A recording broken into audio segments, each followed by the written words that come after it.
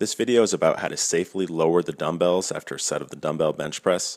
I see a lot of people drop the weight or even throw the weight on the ground, which isn't necessary. Some people do this for attention, but some people do it because they think they can't safely lower the weight in a controlled manner. But it's actually easier to do that, as seen here. Training near failure, pretty heavy, 100-pound dumbbells, but I simply position the dumbbells, raise up my knees, and let the weight swing me forward. I make the point about training near failure and using relatively heavy weight to show that even if you're very challenged and fatigued by the end of a set, you can still lower the dumbbells in a safe and controlled manner. All you have to do is move your wrists into a neutral position and slowly lower the weight down towards your knees, but you actually don't move that much at the shoulders as the knees come up high to contact the dumbbells.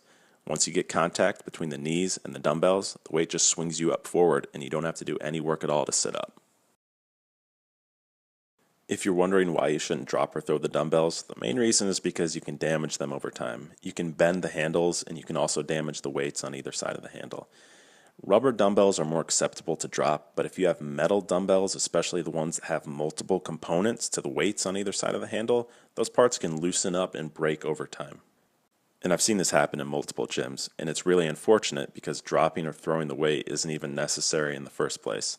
And when weights break, it ruins the training experience for everybody else, and it's an added cost to the gym. This is a picture of a gym that I've trained at in the past, and you can see that there are missing dumbbells on the rack, and they're missing because people misuse the weights by dropping or throwing them, which causes them to break. There is one legitimate case when you should drop the weights, and that's if you can't get the rep all the way to lockout. So if you miss the rep halfway up, you have to drop the weight because there's no way you can safely manage to get the weight on your knees to sit up. But this is an exception to the rule, and it really shouldn't be happening that often because training to failure on a regular basis is not an effective way to get stronger. So I'll close this out by saying most of the time you should be lowering the weight in a controlled manner as I showed in the video.